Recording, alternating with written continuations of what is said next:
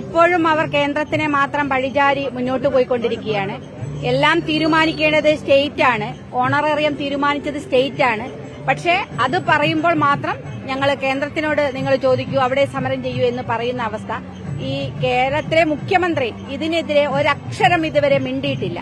ഈ സമരത്തെക്കുറിച്ച് അദ്ദേഹം എന്താണ് ഇതിനുള്ള അദ്ദേഹത്തിന്റെ നിലപാട് എന്ന് കേരളത്തിന് അറിയണം. കേരളത്തിന്റെ പൊതുസമൂഹത്തിന്, കേരളത്തിന്റെ മുഖ്യമന്ത്രിയാണ്.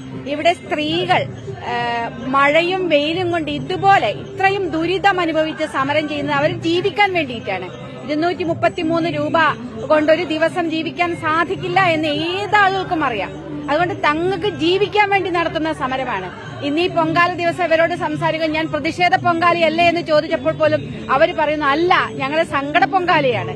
കാരണം വെച്ചാൽ ഒരു തരം അക്രമങ്ങളുമില്ലാതെ ഒരു പ്രശ്നങ്ങളുമില്ലാതെ ഏറ്റവും സമാധാനപരമായി തങ്ങളുടെ ആവശ്യം നിറവേറ്റുന്നതുവരെ ഇവിടെ ഇരിക്കുമെന്ന പ്രതിജ്ഞയിലാണ് അവർ ഇന്ന് പൊങ്കാല സമർപ്പിച്ച് അതെങ്കിലും അനുകൂലമാകുമോ എന്നുള്ള ഒരു പ്രതീക്ഷയിൽ നിൽക്കുന്നതാണ്. കേരളത്തിലെ മുഖ്യമന്ത്രി അടിയന്തരമായിട്ട് ഇവരെ ചർച്ചയ്ക്ക് വിളിച്ച് പ്രശ്നത്തിന് പരിഹാരം കാണണം.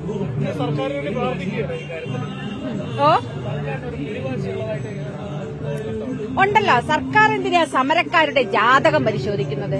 അത് മനസ്സിലാവുന്നില്ല. ഏത് സംഘടന നടത്തിയെന്ന് സമരത്തിന്റെ ന്യായം എന്താണ്? അതിന് ന്യായമുണ്ടോ? അത് തൊഴിലാളികളുടെ അവകാശത്തിന് വേണ്ടിയാണോ? അത് പരിശോധിക്കുന്നതിന് പകരം ഏത് സംഘടനയാണ് നടത്തുന്നതിന്റെ ജാതകം പരിശോധിക്കുന്ന ഒരു സംഘടന. ഇവർ തൊഴിലാളി വർഗ പ്രസ്ഥാനത്തിന്റെ ആളുകളില്ല. മനുഷ്യപക്ഷത്തുമില്ല, സ്ത്രീപക്ഷത്തുമില്ല, തൊഴിലാളി പക്ഷത്തുമില്ലാത്ത ഒരു ഭരണ സംവിധാനമാണ് എന്ന് നമുക്ക് പറയേണ്ടി വരികയാണ്. ഈ 32ാമത് ദിവസവും ഇവരെ ഈ പൊരിവെയിലത്ത് നിർത്തുന്നത് കാണുമ്പോൾ.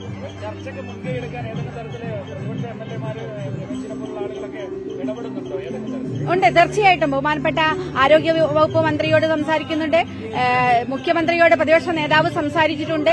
അങ്ങനെ ഏത് വിധത്തിലും അതാണ് പറയാം, എത്രയും വേഗം ഇവരെ ചർച്ചയ്ക്ക് വിളിച്ച് അവർ കുടുംബം നോക്കാൻ പോലും പറ്റാത്ത അവസ്ഥയിലാണ്. കാരണം തങ്ങളുടെ കുട്ടികൾ, അമ്മ, ഭർത്താവ് എല്ലാവരും ഉപേക്ഷിച്ച് ഈ തെരുവിൽ വന്നിരിക്കുക, കരയുകയാണ് പല സ്ത്രീകളും.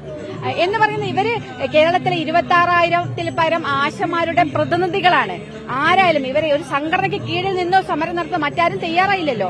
CITU എന്ന് പറയുന്ന തൊഴിലാളി വർഗ പ്രസ്ഥാനം എവിടെയാണുള്ളത്?